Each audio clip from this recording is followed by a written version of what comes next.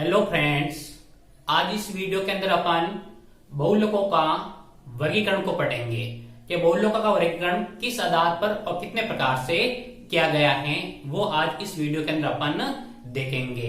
बात करते हैं बहुलकों के वर्गीकरण की, तो इसको 6 भाग के अंदर डिवाइड कर रखा है। कितना वर्गीकरण है? 6 भागों के अंदर इसका वर्गीकरण कर रखा है। पहला वर्गीकरण कर रखा है स्रोत के आधार पर। स्रोत के आधार पर जहां से इनको प्राप्त करते हैं उसके आधार पर वर्गीकरण कहलाता है स्रोत के आधार पर। सेकंड वर्गीकरण है संरचना के आधार पर। थर्ड है एकलकों के आधार पर। फोर्थ नंबर है तापमान के व्यवहार के आधार पर या ताप के व्यवहार के आधार पर। और 5 नंबर है आणविक बलों के आधार पर। और 6 नंबर है बहुलकन के आधार पर। फर्स्ट बात करते हैं अपन स्रोत के आधार पर। जहां से इनको प्राप्त करते हैं, जहां से ये प्राप्त होते हैं, वो स्रोत कहलाते हैं। और स्रोत के आधार पर 3 प्रकार के होते हैं: प्राकृतिक बहुलक, संश्लेषित बहुलक और असंश्लेषित बहुलक। प्राकृतिक बहुलक की बात करते हैं तो प्रकृति से प्राप्त बहुलक को प्राकृतिक बहुलक कहते हैं। प्रकृति से अंदर जीव जंतु और पेड़ पौधे होते हैं, उनसे जो अपने को बहुलक प्राप्त होते हैं उन्हें कहते हैं प्राकृतिक बहुलक कहलाते हैं। जैसे जूट, कपास, ऊन, रेशम, प्रोटीन, सेल्यूलोज, ये हैं वो प्राकृतिक बहुलक कहलाते हैं। संश्लेषित बहुलक, मानव निर्मित बहुलक को संश्लेषित बहुलक कहलाते हैं, जिनको उद्योग या फैक्ट्रियों के अंदर क्या किया जाता है, तैयार किया जाता है। उदाहरण की बात करते हैं तो नायलॉन, प्लास्टिक, पॉलीथीन, टेरेलिन, ये सभी हैं वो संश्लेषित बहुलक के एग्जाम्पल हैं। असंश्लेषित ऐसे बहुलक जो आधे प्रकृति से प्राप्त होते हैं, फिर उनकी गुणवत्ता सुधार करने के लिए उनको फैक्ट्रियों या उद्योगों के अंदर तैयार किया जाता है, वो कहलाते हैं अर्ध संश्लेषित बहुलक। उदाहरण के तौर पर वल्कनीकृत रबर,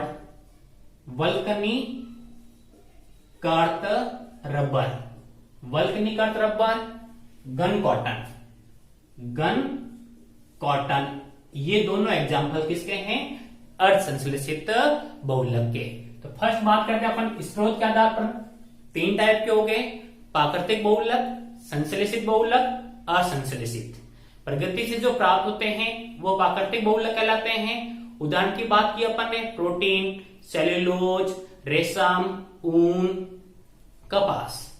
संश्लेषित मानव निर्मित या जिनका निर्माण उद्योगों के अंदर किया जाता है उन्हें संश्लेषित बहुलक कहते हैं। उदाहरण की बात करते हैं नायलॉन, पॉलीथीन, प्लास्टिक, ये जितने भी हैं वो सब बहुलक अपने संश्लेषित बहुलक के अंदर आ गए।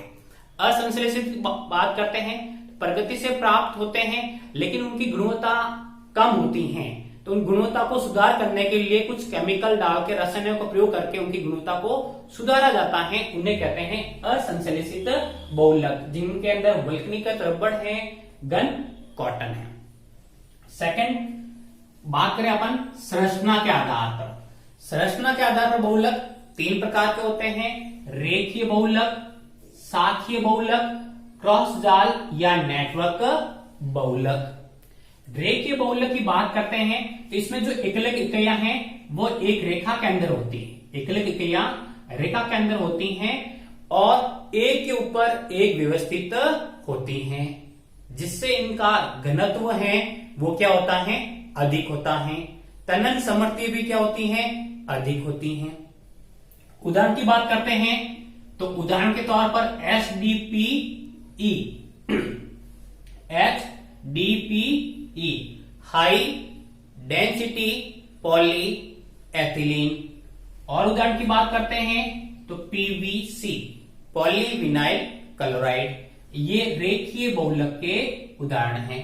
HDPE एग्जाम में पूछा जाता है। HDPE की फुल फॉर्म तो हाई डेंसिटी पॉली एथिलीन। दूसरा संरचना के आधार पर शाखीय बहुलक। इनके अंदर इक्लिक इकाइयां परस्पर सीधी होने के साथ साथ पार्श्व के अंदर शाखाएं निकली हुई होती हैं। इनका घनत्व कम होता है, तनन सामर्थ्य कम होती है, गलनांक भी कम होता है। उदाहरण की बात करते हैं तो L D P E low density poly ethylene. और बात करते हैं ग्लाइकोजन। ग्लाइकोजन ये दोनों एग्जाम्पल हैं वो शाखीय बहुलक के हैं। थर्ड बात करते हैं अपन क्रॉस जाल या नेटवर्क बहुलक की। इसके अंदर इक्लिक इकाइयां परस्पर एक जालनुमा संरचना के अंदर व्यवस्थित होती हैं। ये कठोर और भंगुर प्रकृति के होते हैं।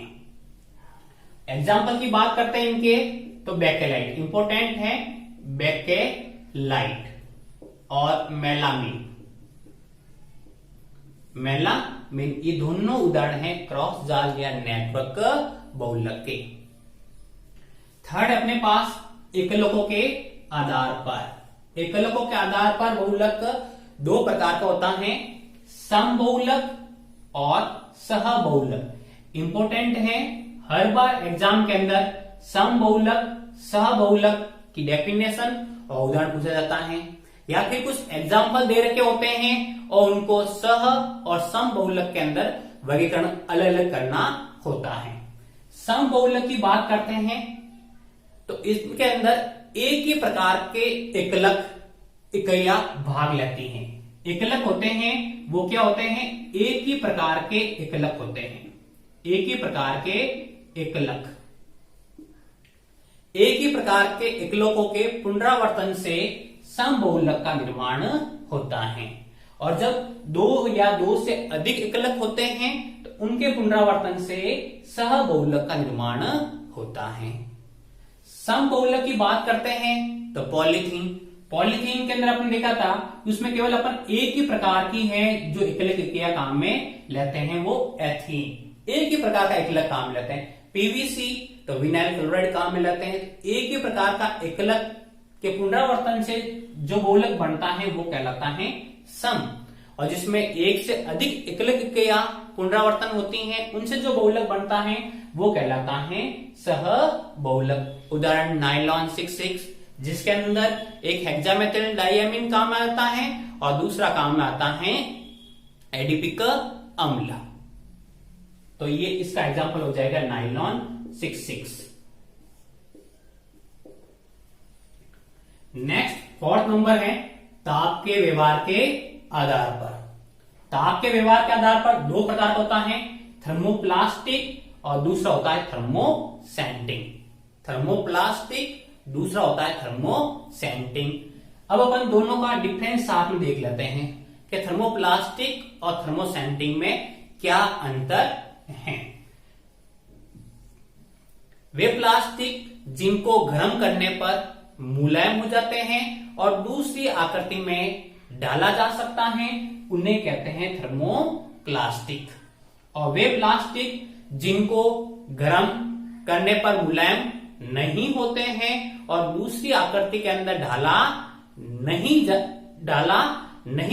जा सकता है उन्हें कहते हैं थर्मोसेंटिंग। इनकी संरचना की बात करते हैं तो ये रेखीय होते हैं। कैसे होते हैं, रेखीय बहुलक होते हैं। और इनकी संरचना के आधार पर बात करें तो ये होते हैं क्रॉस जाल। कैसे होते हैं, क्रॉस जाल होते हैं। तीसरा, इनका जो निर्माण है वो युगात्मक बहुलीकरण से होता है। किससे होता है, युगात्मक बहुलीकरण से थर्मोप्लास्टिक का निर्माण होता है। जबकि थर्मोसेंटिंग का निर्माण है वो संगनात्मक बहुलीकरण से होता है। उदाहरण की बात करते हैं तो प्लास्टिक के अंदर पॉलीथीन, पीवीसी थर्मोप्लास्टिक के एग्जाम्पल है, जबकि इसके अंदर बेकेलाइट और मेलामिन इसके उदाहरण हो गए। तो अपन ने चार अंतर की बात कर दी। पहला डेफिनेशन, फिर संरचना, फिर इनका निर्माण कैसे होता है, फिर इनका एग्जाम्पल की बात की अपन ने।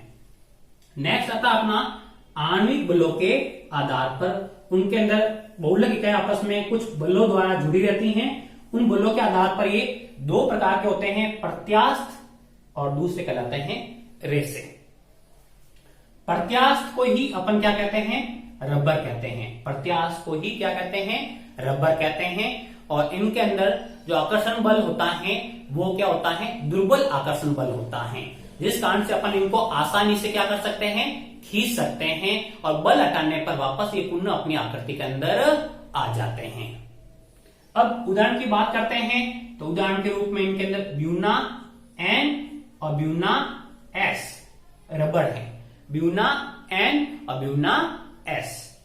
रेसे को सामान्यतः अपन कहते हैं धागे या धागा, क्या कह सकते हैं, रेसे को धागा कहा जाता है, जिनका प्रयोग वस्त्र बनाने के अंदर प्रयुक्त होता है।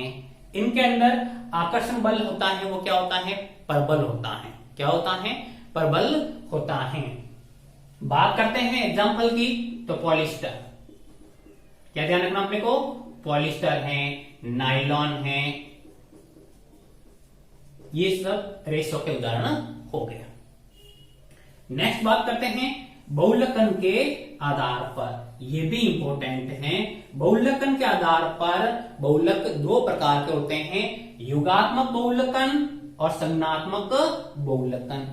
युगात्मक बहुलकन और संज्ञात्मक बहुलकन, इन दोनों के अपन अंतर की बात करते हैं तो पहला अंतर ये होता है कि युगात्मक बहुलकन और संज्ञात्मक बहुलकन की डेफिनेशन की बात करते हैं। तो युगात्मक के अंदर या असंतृप्त अणु, असंतृप्त एकलक, असंतृप्त का अर्थ हुआ डबल बॉन्ड या फिर ट्रिपल बॉन्ड, डबल बॉन्ड या फिर ट्रिपल बॉन्ड, द्विबंध अथवा त्रिबंध युक्त एकलकों के संयोजन से किसका निर्माण होता है, युगात्मक बहुलक का निर्माण होता है।